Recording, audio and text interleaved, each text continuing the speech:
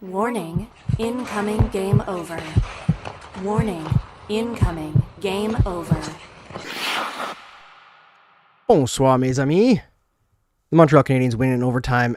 Ivan Demidov is magic? A cheat code? Beyond what we could have possibly expected? Let's talk about it, folks. That was an interesting game, to say the least. I think I speak for all of us when I say I've had enough of the pinball goals. I think I speak for Sam Montembeault in particular when I say I've had enough of the pinball goals, but hopefully he can get a little bit of a break going forward here. I'm happy that the Canadiens were able to get a win for him in this one because it hasn't been a great start to the season for Sammy. We're going to talk about him in the second period tonight, where we're going to dive into, I think there's a little bit of a problem with how we're discussing the goaltending situation so far. I think we're getting process and results a little bit mixed up here. So we're going to talk about that. We're going to talk about the top line and Demidov and Newhook in the first segment there, talk about the vibes of this game and how much we hate the Ottawa Senators, of course.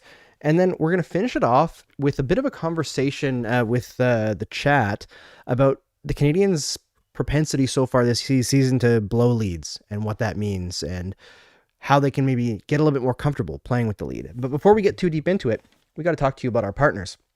As always, we are brought to you by Inchu Bijou and Le Saint Motel. And before we get the show started too much today, we're going to bring you an Inchu Bijou ad right away and let you know what you can find at one of the most amazing, cool stores in the city of Montreal. At the famous Chateau at 4000 Rue Saint-Ambroise lies one of Montreal's coolest secrets, a glamorous Gothic jewelry store owned and run by women. Inchu Bijou isn't just a business. They've built a community that supports bold creativity and expression. When I was first introduced to founder Astrida Pisigomian's shop, I was floored by the detail, vision, and scale of what she's built from her own mind. I don't think anyone would call me goth, but I know an innovator when I see one. Along with building their own business, Inchu Bijou also hosts markets for vendors in their space called Marché Maleficarum, boosting their whole community. If you don't live in Montreal, explore inchubijou.com, where you'll find over 800 designs that range from affordable to bespoke. Check out Inchu Bijou right now, a Game Over partner from the beginning. Welcome back to Game Over Montreal. I am Andrew Berkshire, your host this evening to talk Habs. And, let's get the conversation going here, chat, because there's nothing more fun after a Canadiens game than talking about these damn kids. It's a fun team to watch and an even more fun team in a way to talk about. So let's get deep into it. And I'm going to start with the top line because, frankly, I know the third period was not that great. Overall, I thought that they were, not the top line, but the team in general, came out a little bit flat. And the Ottawa Senators, who were gifted a tie game going into the third period, not like by the officials or anything. I think that goaltender interference call on the second Ottawa goal was like a little bit tough. I think if I were the Senators, I'd be annoyed at it too. And I'm not sure I agree with it being overturned, at least by the reasoning of the NHL. But let's be honest, those two goals to tie it up, that was like blind luck. Both of them were pinball goals. And that's been the story of the season so far for Sam Montembeault. But I digress. Overall, I think the Canadiens, at least through the first 40 minutes, were absolutely dominant in this game. They took it to the Senators, and the two teams are separated by a lot right now, frankly, in terms of overall team structure and talent. I know Brady Tkachuk is out, but I'm sorry. I don't see Brady Tkachuk as the guy that so many people around the league do. I know he can score goals. I know he can do the rough stuff, but he's still a defensive liability. He's still not a play driver per se. I don't think he's like the guy for Ottawa. That's Tim Stützle, who, by the way, was great tonight. But the top line, when they get going, continue to be one of the scariest lines in the entire NHL. I don't know if any line in the league can keep possessions going like they do. The ability to find each other when they're not even seeing each other, they know where they're going to be. This is the kind of thing that the benefits that you get from sticking with a line long term. And it's the kind of thing that the Canadiens have really struggled to do for most of the time that I've been covering them. Really, they haven't really stuck with lines and had them grow together, especially young players. We had, good lines that stayed together for a bit, like Danault with Gallagher and Tatar. That was a great line. But since Claude Julien was fired, there hasn't really been many stuck together lines until this one. And the fact that they're together as they're all growing into NHL players, NHL stars, is quite thrilling to watch. It's really interesting to see how much they are able to control just by knowing where each other are and never giving up on plays. It's really special. All right, let's check in with the chat here a little bit. I see some familiar faces. Chris Hansen is here. Outrage, Piano Matt, Robert Rice, Paradiggity, Andrew Gesbricht. Who else is here? Alexandre Christian, Carly Wensick. Question, is the Game Over Ottawa coming back, or am I not seeing the videos? Carly, yes. Game Over Ottawa will be back. Right now, we're kind of in a holding pattern. The folks who are going forward right now with Game Over are doing so like without stability. Let's say we had to pause for a lot of folks because the way the world is right now, we have to allow people to make money wherever they possibly can and survive. And that's what we're doing. We're trying to figure out a way to get back all the way, having back up in all 7 markets. It'll probably be January. We're looking for investors. So if you have rich friends who want to grow a progressive hockey media organization, give them my number or send them to info@gameovernetwork.com. That's our email to get all of our information. All right, let's keep on going. Paradiggity says, yep, take the 2 points however they come. Keck Shows is here. Bad side, we can't hold a lead. Yeah, I agree. David Weum, very talented already and the youngest team in the league. Yep. Jordan Hashi says, demigod. Yeah, oh my God. Like, as soon as Lane Hudson broke it, like after, I think it was Carrier was out with Matheson, as soon as he changed and Hudson came on and broke in on the left side point and skated in, and you could see Matheson send the puck to Demidov, and there was like this split second where Demidov didn't quite expect Matheson to make that pass. I think he thought he was going to go all the way across to Hudson, and then he saw the space that opened up for him, and you just saw this stutter step, and he was like, oh, I'm going to score now. And he sent the puck to Hudson, went into the middle of the slot, knew he was going to get that thing back, and just ripped it past Linus Ullmark. And my goodness, when Demidov steps up and takes that one-timer, it is an absolute bullet. He looks a little bit like PK in a way that I think he really telegraphs it, but it doesn't seem to matter so far. Outrage says he's Himothy. Nat Petty says this team is a chaotic team, moody and all over the place. Yeah, I can see that. Paradiggity says hopefully Monty can find some of his mojo from last season. Agreed. Frederick Roulette, welcome. That's the new Habs reality. Such talent, and it can fall asleep for a long part of the game, and then bam, puck is in the back of the net. Yeah, we'll talk about that in the last segment there. I think that I feel like the not holding leads thing is a little bit misleading, but we'll get into that then. We'll probably do a little bit of a shorter show tonight because we can just get through it quickly, and I think people want to enjoy that Jays game. Trinka says, Vladdy is Nick Suzuki, cool, calm, and collected. Bo is Cole Caulfield, just a little guy. Yeah, I mean, frankly, Vladdy coming into Game 7 with that Marie-Philippe Poulin Team Canada jersey was boss.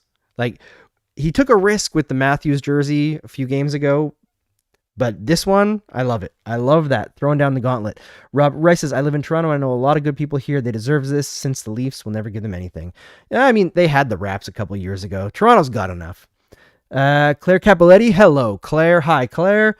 Keck Shows says, and I can see another line develop with this Zarkovsky. No idea how to write this. Hage and Demidov. Oh my gosh, that's a lot of talent, man. That's a lot of talent. Outrage says Demidov has a crazy one-timer. So here, I'm going to ask you guys a question just because I think this is super fun and like there's endless things to talk about with Ivan Demidov. What is the most fun thing about him for you guys? Because there's the puck skills, there's his agility along the boards where he just shakes people. There's his shot, there's his ability to pass the puck through tons of sticks and skates. I think for me, it's the anticipation. There are so many points of play in each game where he sees where the puck is going to go before it's there. And he's just ready when the puck goes to him. He's one of those guys where, you know, people always talked about it with Wayne Gretzky, where the puck just follows you around. And it's not that the puck follows you around. It's just that you know where it's going to be because you've put in the time to like study the sport. And when the puck's doing this, when the players are in this position, this is the most likely output. Like this is the most likely scenario to end up at. And he just makes that calculation in his head and he's there before anybody else can even figure it out. Piano Matt says Demidov can be quiet for most of the game, but then one shift just decides to take it over. Yeah, and this is the thing. We're looking at teenager Demidov right now. Like this isn't close to the finished product. That's crazy. And they already have a top line capable of matching pretty much any top line in the league right now. And they've still got Demidov cooking. You know, like this team, they've got some special things going forward. Robert Rice says Demidov's ability to just deceive the man covering him. He's the dealer on a 3-card Monty, and he's got cards under both sleeves. Yeah, he is extraordinarily quick with his decision making and the way that he exploits players. Like he makes them commit, and then it's like by the time they commit, he's already gone. It's too late. And when him and Hudson are out there together, like we've actually seen only a limited amount for the most part. Like they're not out there all the time, but there's a magic building between the two of them. I don't know if they practice together a lot or if they're just, you know, like both extremely high-end thinkers of the NHL game, which we know that they are, but they have a chemistry that is fantastic. It's like they don't even look at each other and they're still tape to tape. That's really damn exciting. Keksho says creativity for me. He plays like no other and invents a new play every time he gets the puck. Yeah, I love the creativity too. Outrage says I love how comfortable he looks. He looks more ready than Hudson looked last season. You're not wrong. It's like he's willing to take the physicality too. Like he doesn't shy away. Not that Hudson shied away either, but Hudson was a lot more jittery to start. Like he had the talent, obviously, but yeah, this is a new thing with Mr. Demidov. Natalie Petty says, I love that he knows he's good and knows the fans love him. He's entertaining as well as an elite skilled player. Yeah, he's got that like gravitas to him, right? All right, folks, make sure you like the stream. We've got a lot of people here on the show and only a few likes so far. So let's hit that like button, hit the subscribe button as well, because it really helps us out and it'll help us grow as a young company trying to build something special here amidst the incredible barstoolification of sports media where everything is shit and full of betting ads and AI and garbage and Ozempic ads and Kevin Bieksa saying stupid crap. Instead, we can talk to real people about hockey and not say stupid crap and, hey, call things out. We can actually talk about real issues on here. Like, hey, in Montreal, there's an election coming up. Like, tomorrow? Yeah, it's tomorrow. So make sure you don't vote for one of the landlords who are trying to get in to be the mayor. We don't need another landlord mayor. That's the last thing we need in this city with a rising homelessness crisis. But I'm off topic here. Trinka says in the Bazoo Godin notebook yesterday, they talked about how Hudson and Demidov are roommates on the road and whoever made that assignment deserves a raise. Yeah, it's always interesting to see how teams balance that. Like sometimes they put the two young players together. Sometimes they put a vet with a young player. On the road, I feel like a vet with a young player only makes sense if you think the young player is a problem. Because overall, I don't think either of them enjoy that. Piano Matt says, what blows my mind is that when Demi scored, he immediately points to Hudson instead of celebrating. Yeah, that's the kind of like camaraderie and teammate, what would you call that? Teamwork, I guess, that you want in a young building team that's growing together. That's what's most exciting, I think, about this Canadiens team. Yes, they have the talent. Yes, they have the pieces. Yes, everything seems to be like slotting in the right spaces. But more than anything, it's a very young team that's all growing together at the same time. They're like becoming an NHL competitive team all at once. It's going to lead to, I think, a lot of really close relationships that stand the test of time. And combined with the fact that a lot of players in this team have already bought in and taken below market level contracts, it's going to keep them together a lot more than most teams would be in the salary cap era, which is super exciting as well. All right. Let's move on to the next segment here. We're going to try to blitz through this game tonight because why not? And before I do, though, we've got to tell you about another one of our partners, Le Saint Motel. You would love it there. It's super fun. You can go there with friends. You can go there with family, with, party friends. You can have a bachelorette there. You can have a bachelor party there. You could just go there to make some memories. It's a selfie studio, which sounds silly, but I swear it's super fun. Go check it out. While you're browsing into Bijou's goth shop, head next door and discover Montreal's most unique selfie studio. Whether you're looking to take some banger pics of your Halloween costume or cosplay, or you want to make some memories with friends, Le Saint Motel has you covered. Experience their bombastic decors that are always changing, hop in the ball pit, and take advantage of their extensive and flexible on-site lighting. Head to lesaintmotel.com to book your time in the studio, book private time where you and your friends will be the only ones allowed in, or book the space for an event. The dedicated, caring staff will make sure that you have a good time. I do have one warning for you before you book. If you have kids, they won't want to leave. Whether you're at Le Saint Motel or in Bijou, tell them Game Over sent you. Welcome back to Game Over Montreal. My name is Andrew Berkshire. I'm your host. Please hit subscribe on that subscribe button if you're watching live on YouTube or if you're watching on replay. And if you're watching on the podcast, well, I guess you got to go to the YouTube and subscribe, or just subscribe to the podcast and throw us a rating because that helps too. And smash like on the stream if you can, because we are slaves to the algorithm. This stupid algorithmic reality that we live in on the internet. It's no longer good enough to just create good things. Even if people follow you, they might not see what you're making because we've decided to give corporations the power of our choice. We don't get to choose anymore. So help us out with those algorithmic things. Watch time also helps. And if you really like us, you can support us on other platforms as well. You can follow us on social media. You can follow me pretty much everywhere. It's just Andrew Berkshire. I'm not creative with the nicknames. All right, I want to talk about Samuel Montembeault because I saw some pretty angry comments, not from our folks, but just on the old internets today during this one. Oh, Keck Shows is heading out. Good night, sir. Alexandre Fissette says we need more bike lanes. Damn right we do. We need more bike lanes. We need more public transit. We need more investment. We need to pay our STM workers. All right, I'm getting off topic again. Let's talk about Montembeault. I don't understand folks who watch this game who blame him for it. I don't. I'll be honest. I think you could criticize his positioning on the Tim Stützle goal, but it was also a 2-on-1 that wasn't played very well by Dobson. He gave Stützle a lot of space. And I understand Stützle is a great playmaker. You got to watch that pass, but they gave him a lot of space. There could have been more pressure applied. The other two goals, I don't blame him. Honestly, I think the second goal from Amadio, where he was interfered with by Claude Giroux, and initially the goal was called off for interference.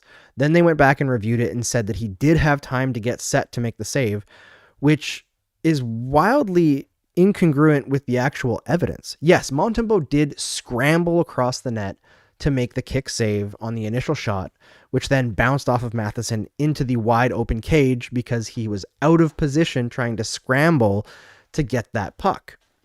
So if he was out of position by virtue of being interfered with, and that's why the goal went in, it probably shouldn't be a goal. Now, I'm okay with them making that call overall. I think that if you want to count that goal, fine with me.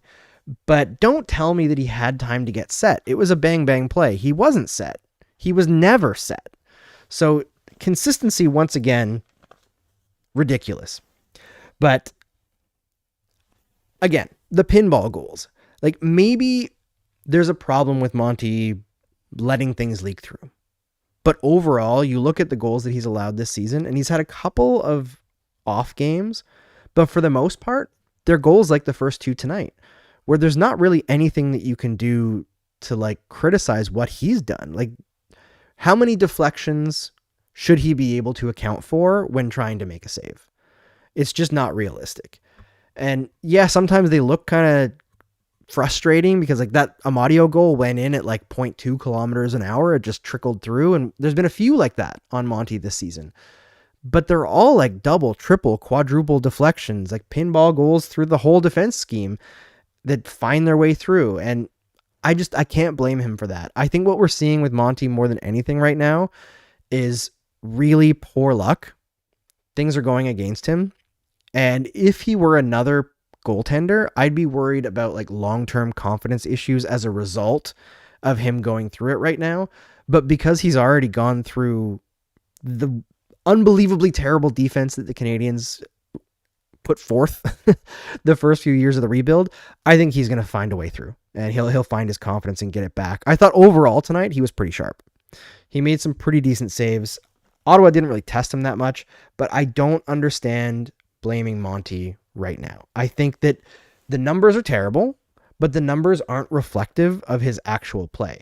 The problem is Jakub Dobiš has not been getting bad luck and has also been clinical. Like, he's been excellent. So you can't look at Monty's numbers and say, this is a team issue, it's not his fault, right? That's the usual excuse we have when a goaltender is off. So that's not happening. It's more just a ton of really bad luck goals going against him. And we've seen this before. For those who've watched the team for a very long time, do you remember, I forget what year it was, but there was a year with Carey Price where Josh Georges specifically scored like 25 goals on Carey Price. Just like off his button in the net, kicked it in the net, tried to knock the puck out of the crease and knocked it in the net, crashing into Price and knocking him and the puck into the net. Like, it was just constant. We've seen bad luck in small sample sizes before. That's what I think we're seeing with Montembeault more than anything. And I was interested coming into this one to see how he would play after a good stretch of time off. I thought he was pretty decent. I think he gave them enough of a chance to win in this one. Hence the win. He also wasn't tested that much, but what can you do? How are you feeling about Montembeault? All right. Kay is here. Hello, Kay. Says, I love the Montreal Canadiens. Goddamn right you do. Piano Matt says, hey, can I choose which content I want to see? Websites. Nope. Yep, that's about it. That's why I'm on Blue Sky, the only social media that does not have an algorithm to feed you your feed. Robert Rice says, Nick Suzuki's trending for 109 assists right now. I know that cools off, but I think he's totally fine if he gets 20 goals instead of 30 if Caulfield Slav hit the 45-30 marks. Yeah, I mean, I don't think he'd be upset either. But you know what? Nick's probably going to have like 15 goals in like late February and then end up with 30 anyway, because that's what he does. The last like quarter of the season, he's like, I'm just going to be God now. Chris Hansen said goalie takes the shooter, period. Sometimes, but you still have to be aware of the 2-on-1. Outrage.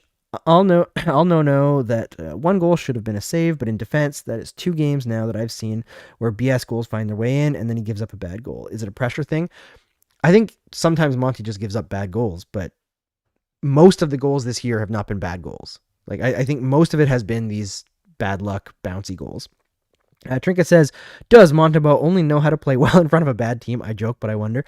I mean, he was inconsistent last year, but overall still pretty strong.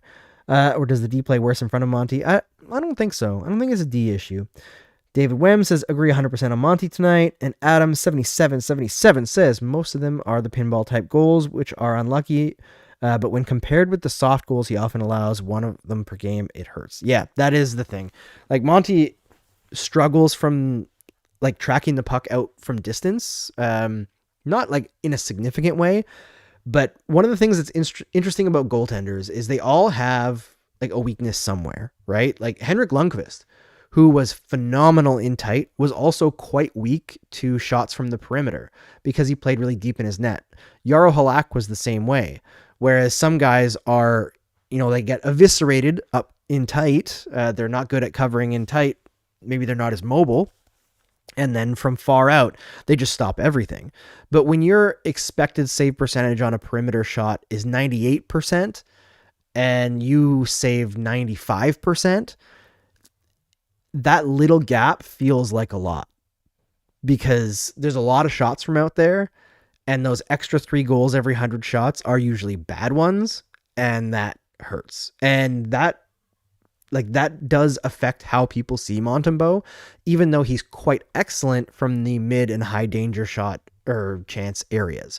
So he kind of he'll save you a few sure goals, but then let in a soft one. And that's fine when you're not getting all these bouncy goals against, but with all the bouncy goals and the odd soft one, it becomes a little bit difficult. Outrage says, Kay, is this aggressiveness in Newhook a new thing, or have I just not been paying attention? I mean, I do want to talk about Newhook a bit. Piano Matt said, I'd play Monty against Philly. Ooh, spicy. Robert Rice says, I wanted Dobesh in tonight as I figured you'd give Monty the easy game in Philly. Wouldn't want to send him against New Jersey right now. Yeah, that's a pretty decent point. Give Dobesh New Jersey for sure. Joseph Filch says it was a 5-1 game really. Ottawa was outclassed. Yeah, I think that is something that is pretty apparent when you watch that one. Like, especially the first two periods, the Senators didn't generate anything. Like, after the first two periods, the shot attempts, I believe, according to Natural Stat Trick, were 30-30 at 5-on-5, but Ottawa only had 2 high danger chances. And I think Montreal had like 8 or something like that. Like, it was a bit of a slaughter, even though I think Montreal was not super sharp after they got the first 2 goals. It seemed like they let off the gas a little bit, and Ullmark really, I think, held them in for a bit as well. Piano Matt says Tampa changed their team defensive structure because Vasilevsky couldn't track shots at a distance. Yeah, I mean, that's like the kind of thing that you got to wonder about, right? Like, would you want to change your defensive structure because your goaltender is letting in too many perimeter shots if that comes at a cost at like allowing more high danger shots? I guess it depends on what goaltender you have. It's tough. I mean, I don't think they should be changing their team structure for Sam Montembeault. I think that's the tough thing for Sam, is he's a good goaltender right now, but I don't think that he's like the future goaltender of this team as it becomes competitive. So you can't really like bend everybody to make him look better. It's kind of the same situation with Patrick Laine, just to a much less significant degree for Montembeault. Like, he's going to be fine overall, but like the priority isn't to get the most out of him. It's to get the most out of the team. And to do that, you're prioritizing getting the most out of other players first. Piano Matt says again, Vladdy playing out of his mind defensively is Game 7. Man, that catch, I haven't watched much of this World Series, but that catch, like, I mean, just as the game ended, actually, beautiful. Andrew says he's making the MVP case with his glove this game. That's for sure. Love it. Love it. All right. Let's shift to the next period here, where we're going to talk about playing with the lead, because it's something to talk about, folks. The Canadiens are interesting. You can't deny that, right? All right, let's switch over. All right, so we're in our third period now, which means it's time to talk about the Canadiens playing with the lead. But before we do, I got to tell you, folks, if you want to support the Game Over Network, and we really do need and want your support, outside of watch time, if you have a couple extra bucks, we have a Patreon. You can find the link to the Patreon in the description of this video, or this live broadcast, or this podcast if you're listening. You can also find it on our YouTube channels or our official website, thegameovernetwork.com. If you go to our Patreon page, which is now run by Mike Zarnowski from Game Over Ottawa, he's got all sorts of fun plans over the course of the season to get us more involved. We're going to be rolling out some cool stuff. I actually have a meeting on Monday, I believe, Monday morning, with a company that's going to set us up with some stuff for live broadcasts, make it a little bit more fun, and we might be doing some trivia stuff. I'm thinking about maybe doing it Wednesday afternoons, but I want to get Mark involved because Mark has been itching to do stuff, but he can't do the post-game stuff right now. He's got too many responsibilities with his other job. So I was thinking of maybe doing like a Wednesday afternoon live trivia, and this company that we're working with is actually really cool. You just scan a QR code that'll download an app on your phone, and you'll log in, and we'll have our own page, and we can actually have trivia throughout the year with a scoreboard for everyone, including the hosts. And I'm terrible at trivia, so you can all kick my ass and brag about it and trash talk, and that'll be super fun. So we've got all sorts of cool plans going forward this year. We're going to keep on rolling cool new things out. So I hope you stick with us, and I hope you join our Patreon. It will also allow you to join in on some other broadcasts that we're doing where you can join in voice chat. And we're going to have some different cool plans as the season goes on. All right, so the Canadiens have had trouble holding leads this year. However, I'm going to say tonight is not a good example of that. Because again, it was the pinball goals. And I don't think this was a game where the Ottawa Senators like fought back hard and earned their way back in. I think in the third period they came out well, but those 2 goals were not like the result of the Ottawa Senators dominating play or making a great play. It was just shoveling the puck towards the net and bouncing it in. Like, that's not the Canadiens playing poorly. That's goals going in. And I don't think tonight at all was indicative of a team that was like too complacent with the lead and not playing well defensively or falling asleep at the wheel. No, I mean, through the first two periods, 73% of the expected goals were in the Canadiens' favor. Like, it was a slaughter. It was a slaughter. And a lot of games this season have been like that, where the Canadiens are massively outplaying their opponents. And unfortunately, a lot with Sam Montembeault in the net, bounces just find their way through and find their way in. It's not that they are sitting on their hands and getting it taken to them. It's just things go bad. And I think there's been some talk about like, oh, well, they have to like make it difficult and win in overtime and you won't get 3-on-3 in the playoffs. Sure. But I think the actual takeaway from early this season is that the Canadiens have actually been kind of fighting uphill and still winning. So like they'll earn the win and things will go against them and they'll be in a tied or losing situation. And then they just find a way to get out of it and still take home the win. And I think that there's, instead of talking about it like this is a problem they have to fix going forward, I think the view should be, this is a good lesson and they're showing that they can handle adversity really early on. Because I really don't think that there's a lot of things that the Canadiens are doing right now with the lead that are like harbingers of future troubles. I think they're playing generally pretty damn well. Just hockey is a random sport and sometimes things go against you.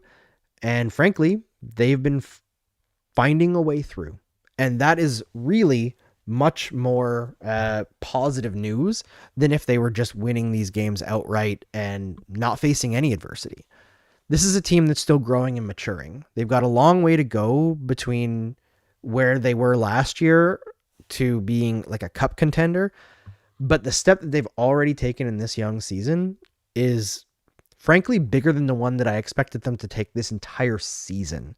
I thought this year was going to be a dogfight to get into one of those wildcard spots. And right now the Canadiens are sitting pretty at the top of the division. And is there anybody in the division that you're scared of?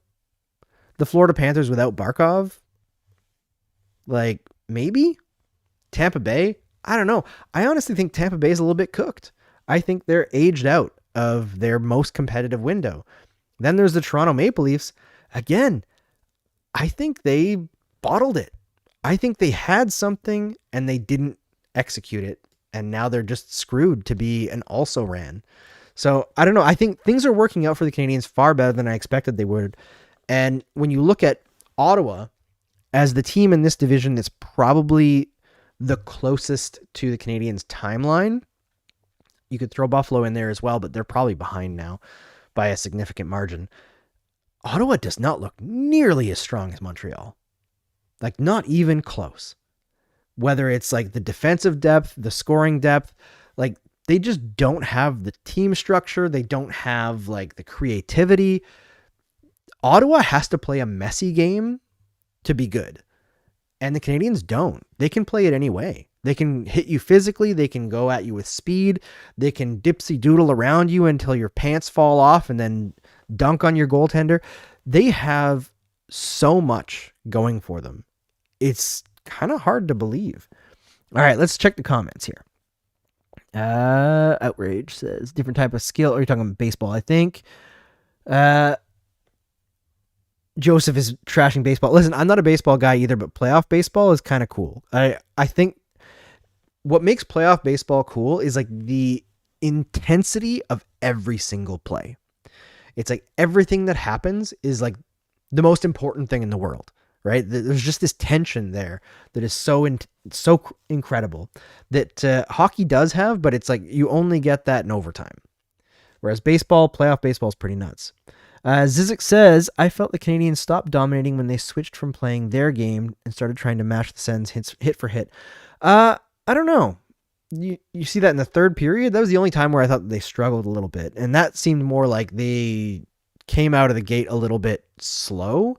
And the Senators were like, oh, we have a chance here. We're just going to go for it, right? And they like put everything into that first 10 minutes, and they got a goal, but it wasn't enough because Ivan Demidov exists. Paradiggity says, I think having a healthy goalie back will help to keep a few more games out of OT. 100%. Although, man, has Struble ever stepped up? And hey, we didn't even talk. We're almost at the end of the show here. We did not talk about Jaden Struble sending Nick Cousins into the Shadow Realm. We got to talk about that. Adam7777 says, we're doing a way better job this year at keeping shots on goal down compared to years past. Yeah, the defensive change is staggering. Piano Matt says, I think Toronto sorts things out eventually once they remember that Marner isn't there anymore. I think my worry with Toronto, I mean, I shouldn't say worry because I don't like the Maple Leafs, but I just don't think they have the organizational depth to figure it out. Like, they've spent so much organizational currency to be good while they didn't accomplish anything. And now they've lost Marner for nothing. And like, where are you going to replace the talent that you've lost? Easton Cowan's good. Got his first NHL goal tonight, but I don't think he's good enough to replace Marner. And their defense core is old, slow, and they have nothing coming down the pipeline. Nothing. I think bottling the development of both Liljegren and Sandin also really, really set them back. Really set them back. Also, Tanev got hurt tonight, which looked really, really bad. Really bad.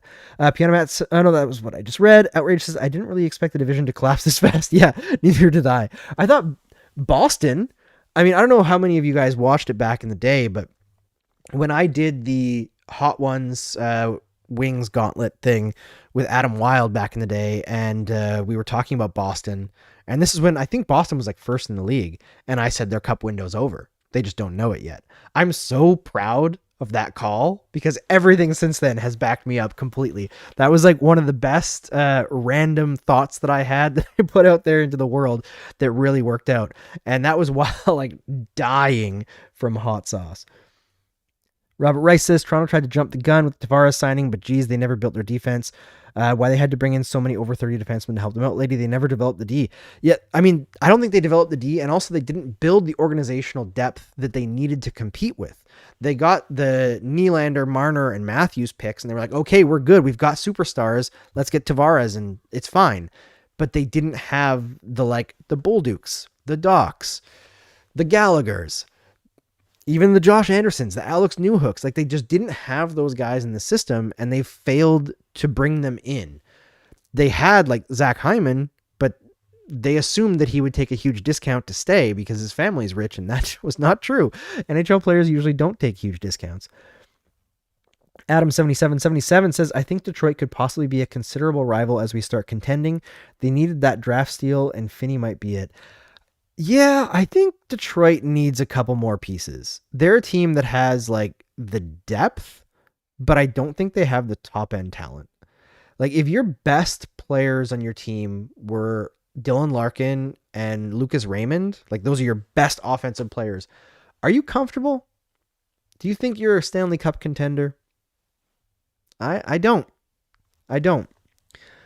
Robert Rice says, I'm not a baseball guy, but it was fun listening to the matches when I was at work this week. Yeah, it's fun. It's intense. Paradiggity says, agree on the Wings. The Yzer plan may be starting to work out. I don't know. I see so many moves that Yzerman makes, and I'm not buying into it. Piano Matt says maybe Justin Hull's available. Bring back to Toronto. Andrew Gisbrick says Toronto's back end is really not good. Their offense is built to outscore their problems, but their blue line is yikes. Yeah, and their offense is built to outscore their problems, and now they play like a boring chip it in, grind it out system. I don't understand what they're trying to do. I don't think they understand what they're trying to do. Let's see here. Piano Matt says they had Kadri, but he was constantly getting himself suspended in the playoffs. Yes. Yeah, that was an issue. He seems to be over that now, Stanley Cup champion and all, and having a great season in Calgary. I know that some want him to be in Montreal, and hey, he was a Habs fan growing up, so I get it. But I think, as much as I love Nazem Kadri, if the Canadiens are going to acquire a center to like bolster them going forward, I think they could dream a little bit bigger. And I think they got to look to Pittsburgh. I think that's the move. I don't know if it happens this year, but I do believe eventually that Sidney Crosby will be wearing a Montreal Canadiens jersey. I don't know if it's going to happen soon. Might even be after this contract. but I can see Sid playing effectively until he's like 45, 46 years old. And maybe that's me being biased because I'm the same age as him, but he just doesn't seem to age. He's actually healthier now than he's ever been in his career. I would love to see him in a Montreal Canadiens jersey. Piano Matt says, but anyway, yes, Struble. All right, folks. Who thought it would be Struble taking out Cousins? I saw Arber Xhekaj was like talking shit before the game, which I don't know if the Canadiens really appreciated that, but hey, you got to do what you got to do. I thought overall, though, Xhekaj had a very calm, collected, and like clinical game. He had a lot of really good breakups, a lot of good clean zone exits, and he didn't buy into anything that the Senators were trying to get him to do. He didn't go in with the McDermott over there, even though McDermott was trying to kill people. It was good. I appreciated Xhekaj tonight. That says McDavid is available in 2 years. Maybe a little bit too pricey. David William says, Pittsburgh must sell tickets too. I mean, yeah, they must, but I don't think it's going to matter if they lose like 60 games a year, which is where they're heading in the next couple of years, because that organization is in, like, that's a dumpster fire. It's an absolute dumpster fire. All right, folks, let's switch to the overtime period where you can ask some questions and I will give you some answers. They may be good. They may be bad. We will find out. But throw your questions into the chat there, and I will get to them shortly as we switch over to number 4, the fourth period, the overtime period of Game Over Montreal. If you're still here and you want to help us out and support us, did you know that if you go to thegameovernetwork.com, you can see some really cool merch for all 7 Canadian NHL teams designed by our own Brady Chalice from Game Over Winnipeg. They're really cool. We have the skater design. We have the live and die by the goalie design. We also have the more streetwear design, which I really enjoy. I've got some hoodies, some toques, some t-shirts, even some hair ties and stuff. So check it out. We try to keep the prices as low as we can. And wear some Game Over merch. Rep your favorite awesome hockey media company. All right, folks. Let's get some questions going in the chat here. Trinka says, Gino this year, Sid next year. I mean, that becomes a little bit expensive to do trades one after the other, but I've heard the idea of Malkin as well, and I'm not against it. I think the idea that Malkin is, I believe, Demidov's favorite player growing up, bringing him over to put with Demidov, that's pretty interesting. I think those two would be very interesting together. And even though Malkin's not what he used to be, Malkin in the playoffs is a different animal, man. Like, he is just crazy. And when he gets going and wants to be mean, it's even more nuts. It's really crazy. Outrage says, if McDavid wants to win, he comes here on a 4-year, $6 million deal. I mean, he just took a massive discount to stay in Edmonton for a couple of years. So I don't know if the next one's going to be a discount. I think the next one's going to be pay me my money. Robert Rice says, I have a hard time taking Detroit seriously when they're in an 8-year rebuild and their D future is just Sider and Sandim Pellikka. Yeah, Detroit has like a lot of interesting stuff, but I don't think they have like the big pieces. Like, again, I like Mort Seider. Would you be comfortable if Mort Seider is your best defenseman? No.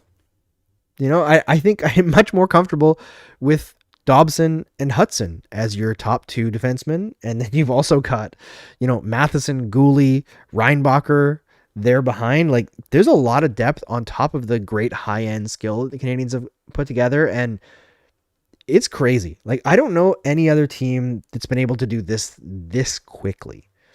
For a while, I thought the big challenge that the Montreal Canadiens were going to have was, yes, they'll have depth, but they don't have the superstars. And now multiple of their players have developed into superstars. Like, is anybody going to question Nick Suzuki being a superstar right now? On pace for over 100 assists this year. Last year almost broke 90 points. Like, he's still a defensive superstar. That top line is like a meat grinder. Very few teams can stand before them. It is nuts. Even tonight, where I thought Dobson and Matheson really struggled, that top line was still eviscerating the Ottawa Senators whenever they got the puck. Like, it is wild to watch them work. And then you've got Demidov, who's going to be a superstar. Hudson's already a superstar. Like, Dobson is a number one defenseman on 25 teams in the league. Maybe 20. 25 is probably too much. But still, great friggin' player, even though he had an off game tonight. Paradiggity says, I think Detroit is for the moment happy to make the playoffs. That's something their current roster could achieve. Yeah, I think that's very fair. I think they probably would have preferred to make it one of the last couple of years, but they kind of got stuck in that situation where they didn't win the lottery in the years where they were bad, and then the years where they should have still been bad, they pushed too close to the playoffs and their picks got knocked down, right?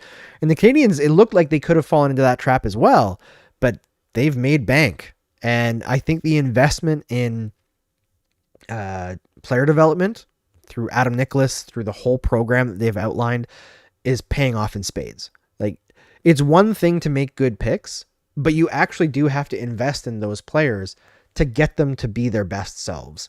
Not everyone is going to turn out into the best player that they can be just by saying, yes, we've picked you. You would like to play for the Montreal Canadiens, right? Would you like money? Well, be better. No, you got to actually have a plan, and the Canadiens seem to, and that's what it's all about. Piano Matt says, bottom of the 8th, 1-run ball game now. Oh my gosh, it's intense. All right, folks. Rod Legway Fan Club says Detroit lacks elite talent and will top out as a bubble team. The mushy middle is the worst case scenario. Yeah, that's how I feel about them too. They lack top end talent, and I'm not a fan of their depth either. I think their depth is just meh. Claire gives the emoji of nervousness, I guess. And Piano Matt says, I think we have to remember that the Habs are still ahead of schedule. The fact that they're first in the division right now is still hard for me to believe. Totally, man. Totally. Adam says, I've never seen a team this good at getting a lot out of later round picks in this management group. Yep.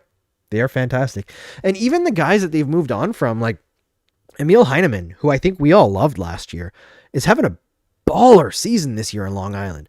I would never undo that trade. Noah Dobson is phenomenal, and he has changed the look of this team in a way that like very few single player moves could have done. But I'm happy to see Ola Emil Heineman crushing it in Long Island. I just hope he doesn't crush it against the Habs. Robert Rice says Canadian single season assist record is 82. Pete Mahovlich 74-75. Starting to think one day we'll get that challenged. Oh, that would be fantastic. That'd be super fun. All right, folks, I'm going to end it there because I think everybody wants to see the end of this baseball game, and I don't want to keep you from that. So this was Game Over Montreal. I'm Andrew Berkshire. Please smash like, please hit subscribe, and please help support us if you can, either monetarily or with your time, effort, likes, shares, and tell your friends about us. We'll see you next time.